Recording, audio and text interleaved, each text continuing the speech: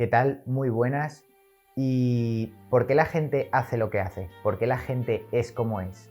Pasamos la mayor parte de nuestra vida rodeado de personas, pero ¿nos paramos alguna vez a intentar entenderlas? E incluso cuando nos miramos a nosotros mismos, ¿podríamos decir que nos conocemos? ¿Elegimos ser como somos o todo viene de alguna forma predestinado?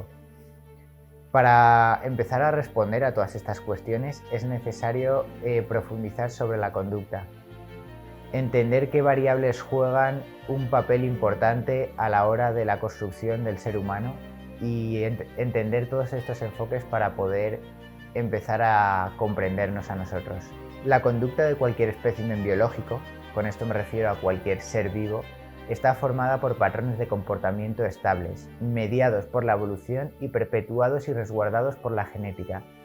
Esta conducta se manifiesta a través de sus cualidades adaptadas dentro de un entorno o de una comunidad. Al centrarnos en el caso concreto del ser humano, esta ecuación cobra muchísimas más variables y más complejas que juegan también un importante papel. A día de hoy existen una gran cantidad de disciplinas que se encargan del estudio de la conducta, no solo humana, sino también animal, como son todas estas de aquí.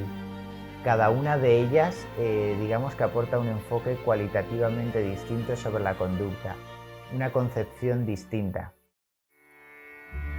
Abordando la conducta humana desde el enfoque de la psicología, podemos entender esta como todo aquello que un organismo hace frente al medio. Esto implica también todos los procesos cognitivos, fisiológicos y emocionales que influyen en esta. Cuando hablamos del porqué, es decir, de las causas de cualquier tipo de conducta, gente haciendo deporte, enamorados dándose un beso, gente peleándose, personas comiendo o personas con teléfonos móviles, infinidad de factores están intrínsecamente implicados y actúan de condicionantes, por lo que hemos de comprender esta y por lo tanto al ser humano como un ser multicausal, donde interviene a la vez infinidad de condicionantes. Ahora bien, la pregunta es, ¿existe alguna forma de clasificar todas estas variables? ¿Cómo entonces podemos abordar el comportamiento humano?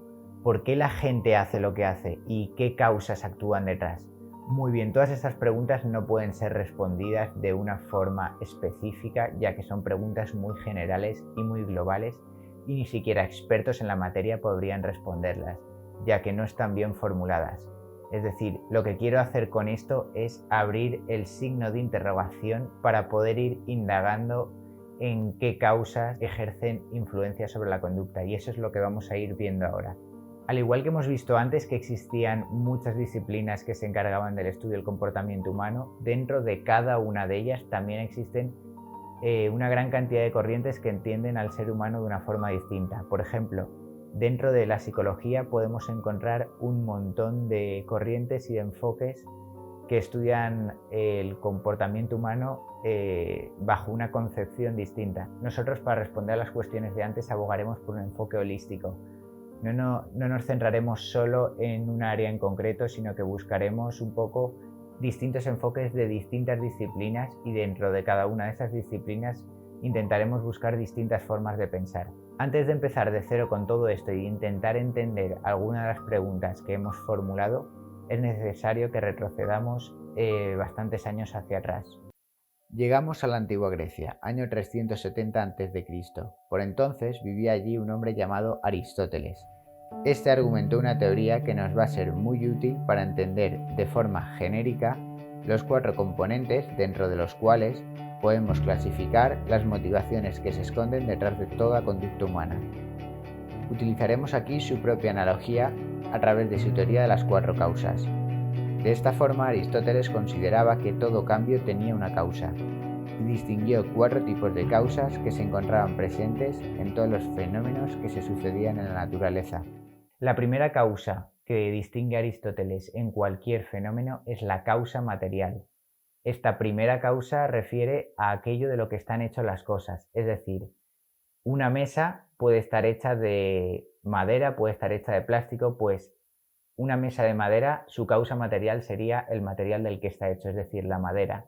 Podemos inferir, pues, que para explicar la conducta del ser humano necesitamos conocer su causa material, es decir, aquello de lo que estamos hechos. En este mismo sentido, en nuestro caso, como seres humanos, deberíamos atender a nuestra estructura anatómica y fisiológica, también a nuestra estructura genética e incluso a los átomos, es decir, las partículas más pequeñas que nos componen.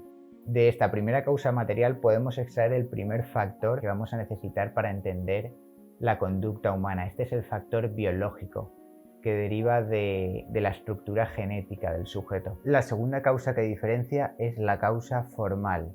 Algo es lo que es y se predispondrá para ser eso mismo. Para conocer la causa formal, anteriormente tenemos que conocer la causa material y entonces entenderemos, por ejemplo, que el embrión de una vaca no puede acabar siendo un cerdo, un ser humano o un águila. De aquí podemos deducir un valor determinista en todo ser vivo. En el caso del ser humano, por el hecho de ser lo que somos y poseer una estructura determinada, podemos deducir, aparte de la dimensión biológica que extraímos de la primera causa material, otras dos dimensiones.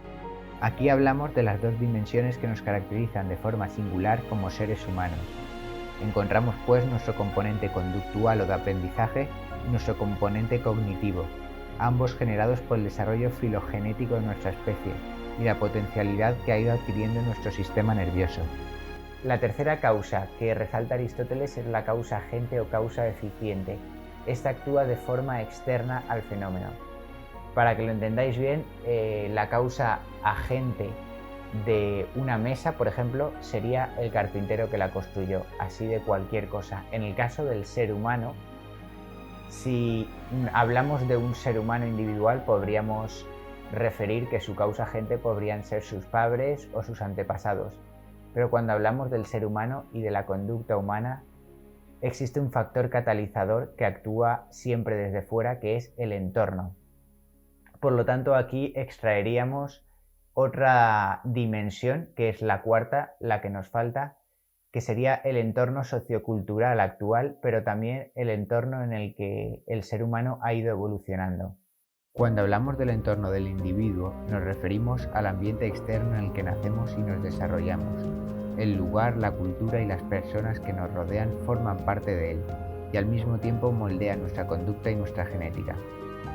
Este forma parte de nuestro desarrollo ontogenético. Por otra parte, aparece nuestro desarrollo filogenético como especie, que va inherentemente ligado al entorno en el que nuestros antepasados se han desarrollado y cómo los cambios en este han afectado a nuestra estructura genética como especie, pero también de forma individual. Por último, existe una última causa de la cual no vamos a extraer un factor analizador, ya que tenemos los 4 que necesitábamos, pero sí que vamos a añadir una característica fundamental en toda conducta humana, y es que tiene una finalidad. Con la causa final, Aristóteles refiere que todo fenómeno tiene una finalidad. Es decir, una semilla, su finalidad será ser una planta. Un velero, su finalidad será estar en el mar, navegar por el mar o incluso estar en un museo expuesto para que la gente vaya a verlo. Respecto a la causa final del ser humano, podríamos poner como finalidad biológica del ser humano la supervivencia, aunque con la evolución y con el desarrollo de la conciencia todo ha cobrado un tinte mucho más complejo. Por lo tanto, dejaremos esta causa final, este análisis, para otro vídeo en el que explicaremos bien cómo funciona la conducta humana, cómo funciona la motivación y cuáles son las motivaciones de las conductas y por qué, en forma general, por qué se mueve el ser humano. Tanto el componente biológico como el de aprendizaje como el cognitivo pueden ser entendidos como representaciones a través de las cuales se manifiesta la conducta humana. Cada uno de estos aspectos aparece subyugado a la estructura material que nos compone, determinada esta por nuestra genética, la cual ejerce una influencia interna, y que al mismo tiempo está en constante interacción con nuestro último componente, el entorno, que ejerce una influencia externa. Es por esto que podemos decir que tanto la genética como el entorno a lo largo de la evolución dan lugar a aquellos quienes somos a día de hoy, y por lo tanto a nuestra conducta resultante. No hemos incluido en nuestra lista de factores la genética, ya que ésta viene incorporada en los 3 primeros componentes, tanto en el biológico como el componente de aprendizaje como el componente cognitivo, están arraigados a un factor genético que al mismo tiempo es moldeado por el entorno. La genética es el motor que construye cada uno de estos componentes y en interacción con el entorno dan lugar a aquellos quienes somos a día de hoy. Muy bien, en el siguiente vídeo lo que vamos a hacer es desarrollar cada uno de estos 4 componentes que hemos ido extrayendo y aterrizarlo con ejemplos prácticos para que se puedan entender en conductas cotidianas o que nos resulten familiares cómo actúa cada uno de estos componentes. Esta es una pincelada general para empezar a comprender la conducta humana y los condicionantes que existen detrás de todo ser humano. Sin duda existen infinidad de variables que se enmarcan dentro de cada uno de estos componentes y que interactúan las unas con las otras y que dan lugar a una grandísima variabilidad en el comportamiento humano. Así que gracias por escucharme, por estar ahí y nos vemos en el próximo vídeo.